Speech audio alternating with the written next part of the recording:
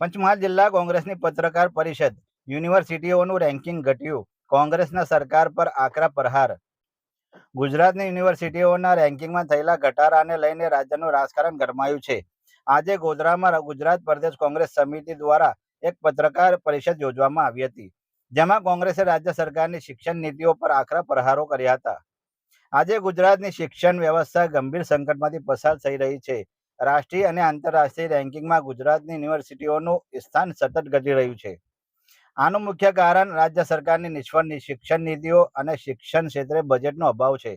કોંગ્રેસે આક્ષેપ કર્યો હતો કે ગોવિંદ ગુરુ યુનિવર્સિટીને 10 વર્ષ થવા છતાં ડિપાર્ટમેન્ટ ચલાવવા માટેની યુનિવર્સિટી પાસે પૂરતી જગ્યા પણ નથી. રાજ્ય સરકારે શિક્ષણ ક્ષેત્રે પૂરતું ધ્યાન આપ્યું નથી, જેના કારણે રેન્કિંગમાં ગુજરાતની યુનિવર્સિટીઓ પાછળ રહી ગઈ છે.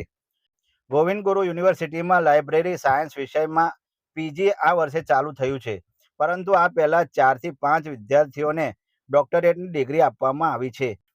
તેવો ગંભીર આક્ષેપ કોંગ્રેસ પ્રવક્તા ડોક્ટર પાર્થિવરાજસિંહ દ્વારા કરવામાં આવ્યો હતો.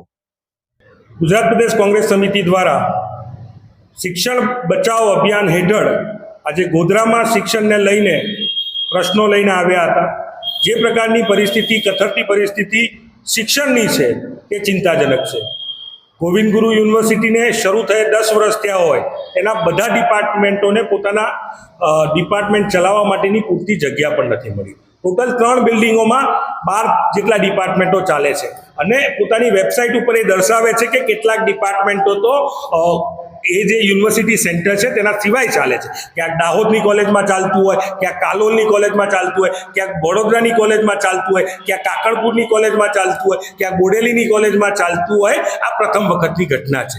જેટલી યુનિવર્સિટીઓ છે તેમના ભવનો પોતાની યુનિવર્સિટીની અંદર બનેલા હોય છે, જ્યારે અહીંયા એનાથી વિપરીત છે. બીજી વાત કે સરકારી યુનિવર્સિટીમાં સસ્તી ફીના ધોરણે વિદ્યાર્થીઓને ભણાવવામાં આવતા હોય છે, જ્યારે અહીંયા જે કોર્સીસ ગુજરાત યુનિવર્સિટીમાં અથવા તો MS યુનિવર્સિટીમાં અથવા તો રાજકોટ સૌરાષ્ટ્ર યુનિવર્સિટીમાં ચલાવવામાં આવે છે, MAના PGના કોર્સીસ, MA, MCOM, MSCના, એ અહીંયા શિક્ષણની હાથડી સમાન સેલ્ફ ફાઇનાન્સ કોર્સીસમાં ચલાવવામાં આવે છે.